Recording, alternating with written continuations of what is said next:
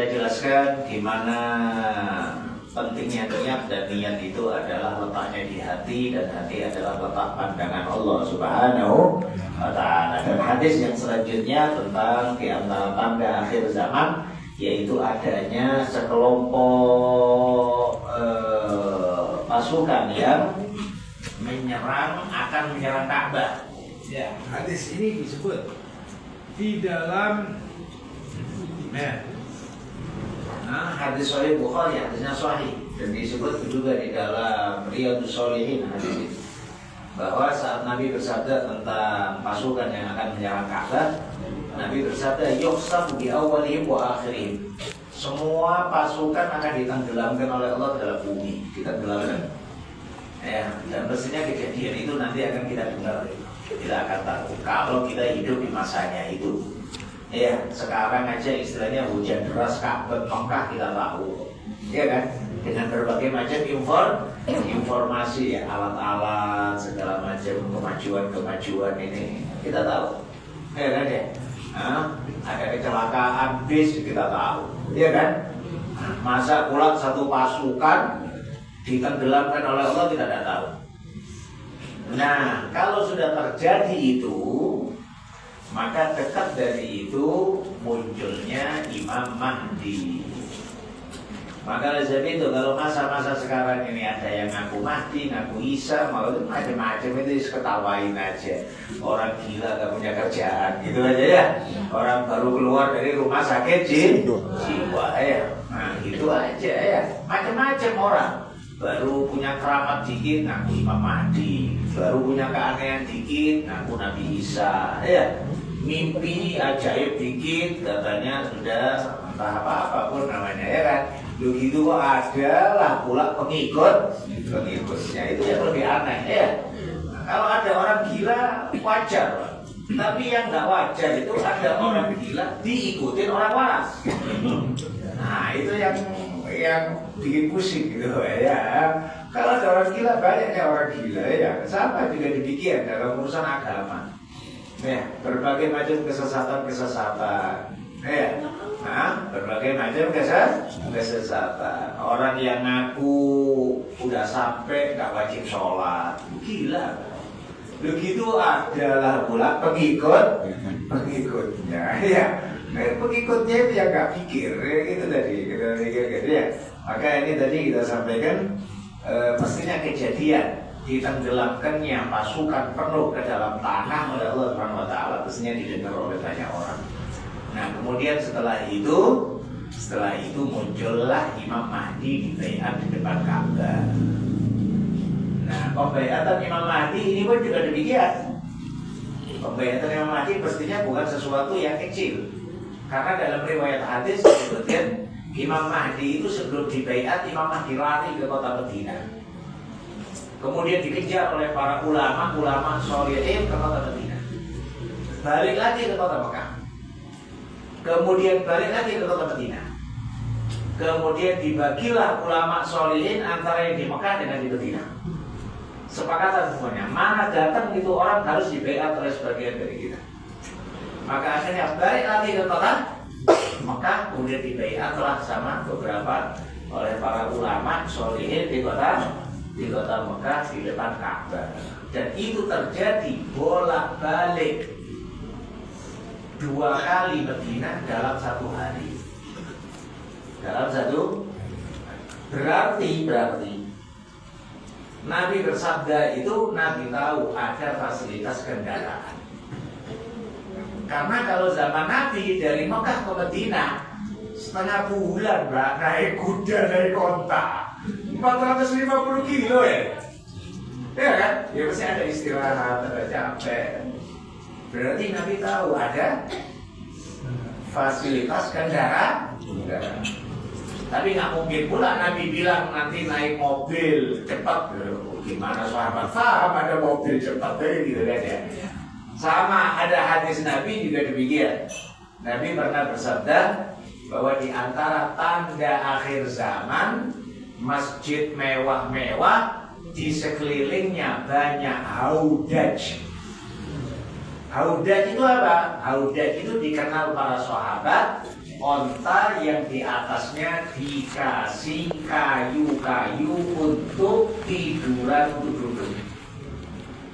Jadi onta di atasnya dikasih kayu-kayu, dikasih penutup. Biasanya untuk orang-orang mulia.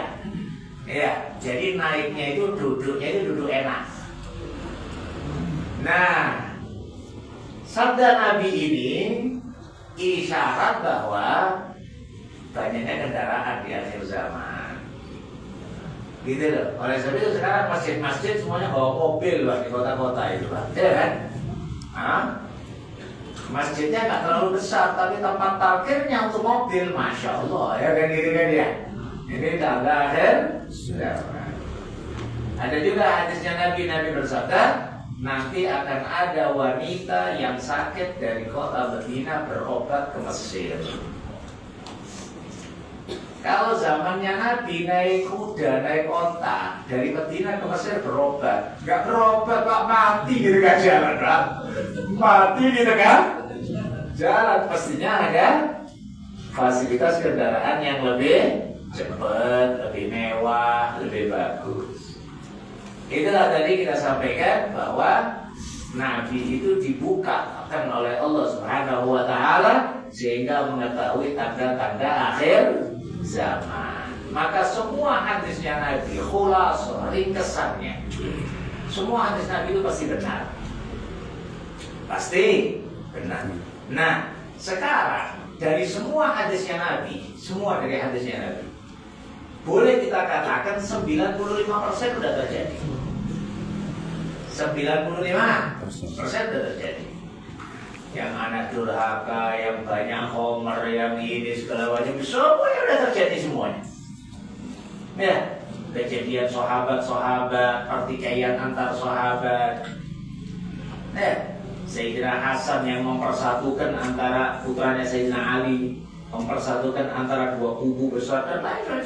Nabi sudah bersabda semuanya. Yang tersisa yang belum terjadi tanda-tanda besar. Imam Mahdi, Nabi Isa, Dajjal, matahari terbit dari barat. Spesial-spesial itulah. Nah, terus kita 95% sudah terjadi, kok 5% nggak percaya? Ini kan orang bodoh kan? 5% nggak percaya. Masa sih terjadi kiamat? Masa sih kok? Loh kok masa? Pula gimana sih? Ada yang tadi kita sampaikan keimanan. Ya. Maka ya ikhwan, di mana para sahabat itu percaya betul pada Rasulullah SAW, kuat imannya. Nah, sedangkan kita secara dohirnya seharusnya kita lebih lagi, karena kita sudah menyaksikan berapa persen mayoritas, ya 90% dari semua sebenarnya terjadi. Masa tinggal 10, tinggal 5% belum terjadi kemudian kita nggak percaya? Masa sih? Ada sabdanya Nabi, nanti di akhir zaman tidak ada satu rumah, mamin baitin min hajarin wala madarin wala wabarin, tidak ada rumah dari batu, dari kubuk, dari dedaunan, dari pokoknya semua rumah, illa wa yadkhuluhu dini, pasti akan masuk agamaku. Artinya Islam ini akan menyeluruh pada seluruh dunia. Yakin. Terus ada pula orang, mana mungkin? Jadi semuanya Islam. Masa? Belum masa lagi. Ya, kalau masa kasihkan ke mama-mama, ya kan ya? Ini masa pula, ini kan dalam hadis Nabi ini, walhasil ini tadi. Kurang kuat iman. Ya, maka di sini penting untuk kita bicara tentang kekuatan iman tadi itu karena mayoritas sudah terjadi. Nah, ketika Nabi bersabda semuanya akan ditenggelamkan, Sayyidah Aisyah bertanya sama Nabi, ya Rasulullah, gimana semuanya ditenggelamkan? Sedangkan di antara mereka ada orang-orang mulia, orang ahli politik, ngerti politik, tapi ada juga orang-orang pasaran, mereka nggak ngerti apa-apa. Ya namanya pasukan besar, bisa jadi ada orang jualan, bisa jadi ada orang tukang masak, nggak ngerti apa-apa, ikut-ikutan atau apa segala macam. Nabi bersabda, yukhsafu bi awwalihim wa akhirihim, tsumma yub'atsuna 'ala niyatihim. Semuanya akan ditenggelamkan oleh Allah. Dari awal sampai akhir ditenggelamkan oleh Allah. Dan nanti di hari kiamat dibangkitkan dengan niatnya masing-masing. Di hari kiamat dibangkitkan dengan niatnya masing-masing. Maka disinilah Tuhan, para ulama mengatakan, kenapa orang mati Islam punya iman itu di dalam surga selama-lamanya. Padahal umurnya mungkin 70 tahun, 80 tahun, ya kan? Tapi kok di surga selama-lamanya? Enggak di surga 80 tahun aja. Kenapa kok selama-lamanya? Para ulama mengatakan karena faktor niat. Karena faktor niat. Kenapa? Orang muslim, orang mukmin wajib meniatkan dalam hati. Wajib. Sekali lagi, wajib. Meniatkan dalam hati selama-lamanya akan jadi orang Islam, orang mukmin. Wajib selama-lamanya. Niatkan dalam hati selama-lamanya jadi orang mukmin, jadi orang muslim. Kenapa? Karena secara hukum tauhid, kalau ada orang berniat kafir, berniat murtad, meskipun ngomongnya dalam hatinya, aku rasanya kalau kayak gini aja terus-terusan melarat, nggak kaya, setahun lagi udahlah pindah agama. Umpamanya dia niat kayak gitu, nggak usah nunggu tahun depan. Sekarang suruh syahadat pulang orang itu, udah murtad dia. Udah? Kenapa? Karena iman itu syaratnya harus jazman, mantap.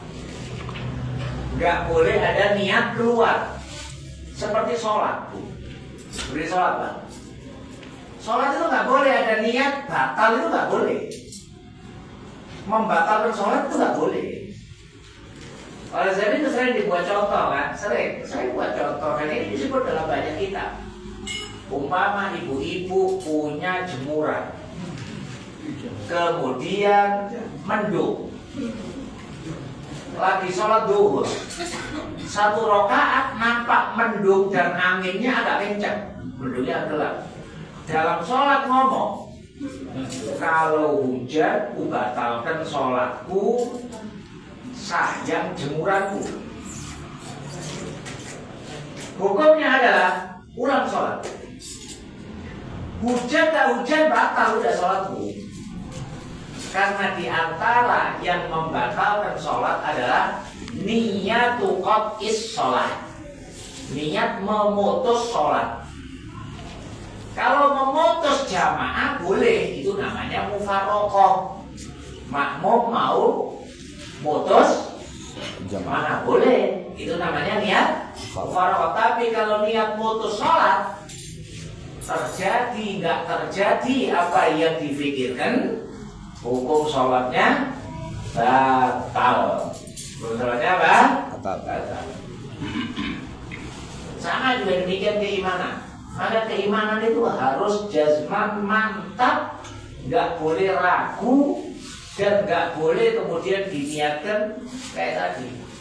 Setengah tahun lagi murtad lah, setahun lagi aku ikut yang sana lah, segala macam. Gak usah nunggu setengah tahun. Sekarang suruh syahadat ulang ini orang. Udah murtad dia. Ya, iman itu harus kemantapan, Pak. Kemantapan hati. Disinilah karena tadi kita sampaikan, karena dia dalam hatinya sampai umur kapanpun. Umpamanya diberi oleh Allah seumur Nabi Nuh 1000 tahun lebih. Diberi oleh Allah umur berapapun, tetap iman, Islam, taat sama Allah dan Rasulullah. Karena faktor niat inilah sehingga seorang muslim kekal di dalam surga. Kekal di dalam surga. Maka ini tadi disebutkan mereka kemudian dibangkitkan atas dasar niatnya masing-masing. Wa thabata fi sahihaini an Ibnu Abbas dan tetap di dalam kitab Sahihain Bukhari Muslim dari Ibn Abbas radhiyallahu taala anhuma, dari Ibn Abbas dalam kitab Bukhari Muslim. Anna Rasulullah sallallahu alaihi wasallam qala, sesungguhnya Rasulullah sallallahu alaihi wasallam bersabda, la hijrata ba'dal fathi walakin jihadun wa niyyah. Enggak ada hijrah setelah penaklukan kota Mekah. Setelah penaklukan kota Mekah tidak ada hijrah. Walakin jihadun wa niyyah, kecuali yang ada hanya jihad dan niat. Jihad dan niat. Arti jihad lebih luas apapun lah. Apakah jihad diartikan perang, diartikan menuntut ilmu, diartikan macam-macam jihad, melawan hawa nafsu. Nah, itu sabdanya Nabi sendiri kan. Setelah pulang dari perang Badar, kalian pulang dari jihad kecil menuju jihad yang lebih besar. Sahabat nanya, apa terus jihad besar? Jihad melawan hawa nafsu. Sabdanya Nabi. Jangan pula kemudian karena engkau orang pergerakan, karena engkau orang punya ghirah jihad, wah nggak bisa, jihad itu perang, jihad itu pokoknya perang. Kalau itu bukan jihad, Nabi kok yang bersabda, gimana kau ini kan gitu kan ya? Nah, maka jihad itu ada tingkatan-tingkatan, Pak. Ada tingkatan, ya kan? Ujungnya paling akhir perang. Ujungnya paling akhir perang.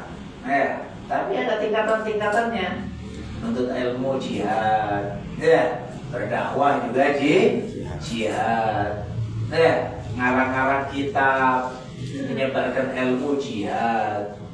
Termasuk juga umpamanya kalau bicara urusan pasukan atau urusan tentara, menjaga perbatasan negara, itu juga jihad, ya kan? Dan macam-macamnya jihad. Ada kalanya jihad itu keluar, dan itu harus perintah dari pemimpin tertinggi, itu presiden. Ada jihad juga di dalam kota. Apa jihad dalam kota? Ketika musuh sudah menyerang dalam kota. Sebab itu kalau zaman dulu penjajahan Belanda dan lain sebagainya, nggak nunggu adanya presiden. Setiap daerah bisa berontak jihad itu. Pangeran Diponegoro jihad di daerahnya, Imam Bonjol jihad di daerahnya, Ditiro, Tengku Umar dan lain sebagainya, macam-macam lah dengan jihadnya daerah masing-masing. Tidak nunggu presiden Indonesia, kapan ada Indonesia nggak jihad lah kayak gitu ya. 10 November ya jihad Mas Ari di Surabaya, dipimpin Bung Tomo segala macam, resolusi jihad. 10 November ada resolusi jihadnya. Masing-masing sudah ada. Masing-masing. Kenapa? Karena musuh sudah masuk di dalam negara, di dalam kota. Dan macam-macamnya tentang hukum jihad. Itu hukum jihad ada di dalam fikih. Kemudian nggak bisa jihad niat. Nggak bisa jihad niat. Maka saya itu niatkan, Pak. Sering kadang-kadang saya sampaikan di maulid-maulid ini. Kalau pemerintah buka keran untuk berangkat ke Gaza, bubar maulid, berangkat semuanya kita orang ke Gaza. Bukan gitu, Pak. Artinya istilahnya harus ada niat. Harus ada niat. Amal itu kayak gitu, Pak. Amal baik itu kalau bisa dilakukan alhamdulillah, nggak bisa dilakukan minimal ya. Sama juga mohon maaf, ada mungkin secara dohir, Pak, secara dohir repot berangkat haji, punya duit pun nunggu 40 tahun. Sekarang udah umur 50 tahun, nunggu 40 tahun lagi, kapan berangkat haji? Ya kan gitu, secara dohirnya, Pak. Tapi harus tetap niat kan. Kita nggak tahu gimana takdir Allah Subhanahu wa Ta'ala. Mungkin pernah saya ceritakan, kawan kita ada satu dokter kan gitu kan. Kepingin kali haji, umroh sama kita, doanya pokoknya kepingin haji. Subhanallah. Kemudian ada saja yang nawarin dia haji untuk jadi dokter kelompok ONH+. Akhirnya berangkat, udah gratis, ya kan? Tahun ini juga, kayak gitu. Takdir dari Allah Subhanahu. Karena kita nggak bisa menduga-duga, ya. Walhasil niatkan aja, niatkan. Sama juga demikian jihad, haji, umroh, ibadah yang besar-besar lah. Ya bagi yang mohon maaf yang nggak punya duit kepingin zakat, niatkan bisa zakat insya Allah. Ya, maka itu di antara niat dalam dagang lah. Di antara niat cari rezeki, niatkan untuk silaturahim dan untuk bayar zakat. Kalau bayar zakat kan berarti jadi kaya, Pak. Ya kan ya? Nah, kalau nggak zakat juga kaya-kaya kan gitu kan? Niatkan bisa zakat. Insya Allah nanti dilapangkan oleh Allah Subhanahu wa Ta'ala. Nah ini tadi jihad dan niat. Tidak ada hijrah setelah penaklukan kota Mekah. Kultu aku berkata, katanya Syekh Nawawi, Imam Nawawi, ikhtalafa sabrul ulama fi ma'na la hijrah bil fath. Ulama pada beda pendapat dalam arti tidak ada hijrah setelah penaklukan kota Mekah. Apa maksudnya nggak ada hijrah setelah penaklukan kota Mekah? Nah, kalau secara hukum fikih, hijrah dari tempat orang kafir menuju kepada tempat yang bisa dia ibadah itu hukumnya wajib. Artinya kalau dia sekarang berada di tempat orang kafir dan dia tidak memungkinkan untuk melakukan ibadah wajib, sholat, puasa, umpamanya ditindas, ditekan umpamanya, ditindas dan ditekan dan tidak memungkinkan untuk untuk melakukan pemberontakan atau perang, maka dia wajib untuk hijrah. Dia wajib untuk hijrah untuk bisa menegakkan agamanya. Ya, kemana tempat yang sekiranya bisa ibadah. Maka Pak, tujuan utama kita ini tinggal di satu tempat itu bisa ibadah. Itu yang terpenting, Pak. Itu yang terpenting, bisa ibadah. Inilah hukum hijrah ini. Hijrah min daril kufur al-yawm fawajibah wujuban muta'akkidan ala man qadara 'alaiha. Hijrah dari tempat orang-orang kafir pada hari ini, ya, yang dia tidak bisa melaksanakan ibadah yang wajib dan dia tidak bisa berjihad pada tempat itu, maka hukumnya wajib hijrah. Wajib hijrah. Kalau bisa melakukan pemberontakan, jihad itu lebih utama. Kalau bisa. Tapi kalau nggak bisa, jihad nggak bisa. Sholat ditekan, nggak bisa sholat.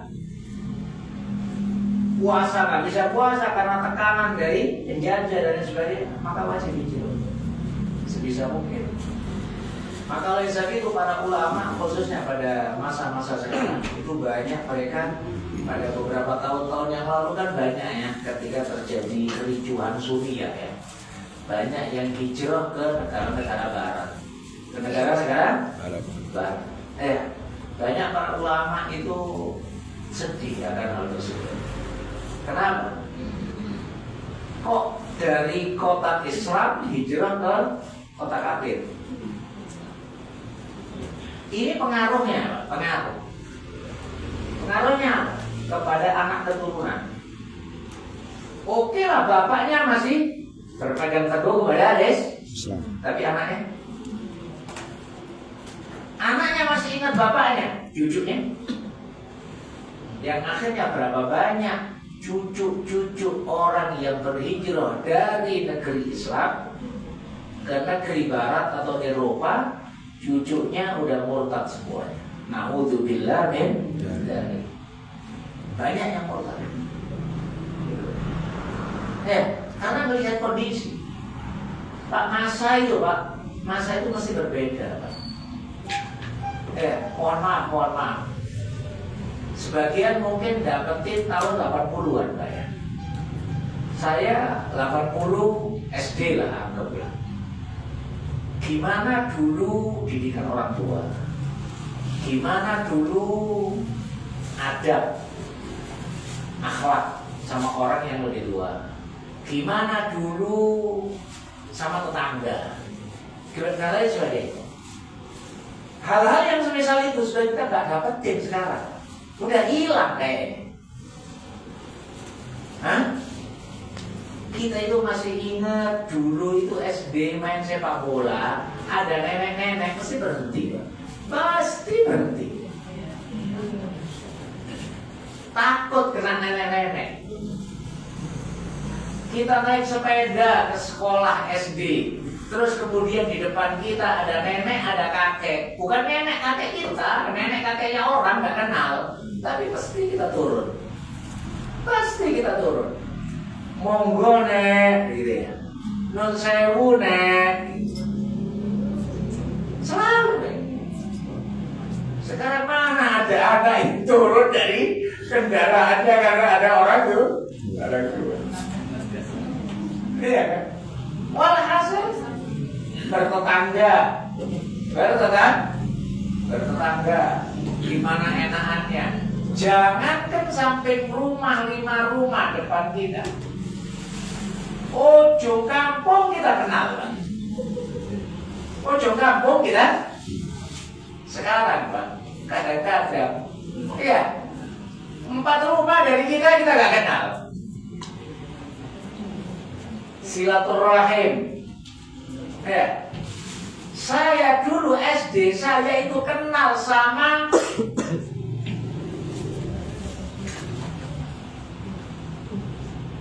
4 pupu. Kenal saya. Apa 4 pupu ini, Pak? Nggak tahu lah saya nyebutnya. Kalau misanan sepupu, anak misanan dengan anak misanan 2 pupu. Cucunya misanan sama cucunya misanan 3 pupu. Cicitnya.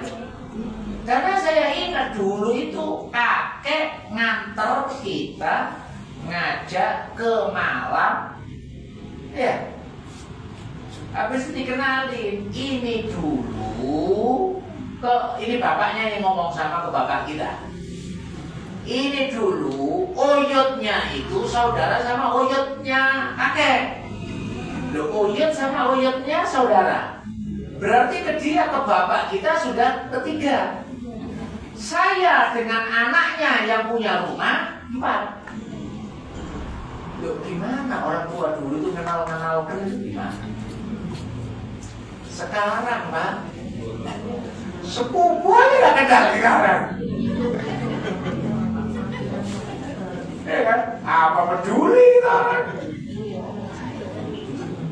Walhasil itu tadi kita sampaikan. Masa kita dari 80 tahun sampai ke sekarang saja, Pak, sudah berubah banyak, Pak. Dari etika, dari lain sebagainya. Ya. Dulu itu, Pak, kita ngelihat gereja itu, Pak, udah rasanya itu, wah ini gitu, Pak. Sekarang biasa, Pak. Malah banyak kawan bisnis segala macam, ya kan? Asik sama orang kafir gitu. Maka terjadi pergeseran, Pak. Padahal ini baru kira-kira 40 tahun. Loh, yang kita pikir kira-kira 50 tahun ke depan gimana, Pak, anak-anak kita ini, Pak? Anak kita gimana? Kalau tidak dikasih ini tadi benteng agama, benteng iman, benteng akhlak, terus kita anggap anak kita udah masing-masing, udah gampang lah, besok-besok. Oh, takut, Pak, melenceng ini, Pak, nanti, Pak. Maka mulai dari sekarang anak itu dikuatkan. Ahlussunnah wal jamaah, akhlak dan lain sebagainya harus dikuatkan anak kita. Gak bisa lah kemudian Anda mohon maaf, pendidikan rumah kalah dengan pendidikan kampung. Kita didik anak kita untuk sopan, untuk segala macam. Sehari 2 hari kenal sama anak gang, udah omongannya kayak anak gang, udah, Pak. Namanya kawan.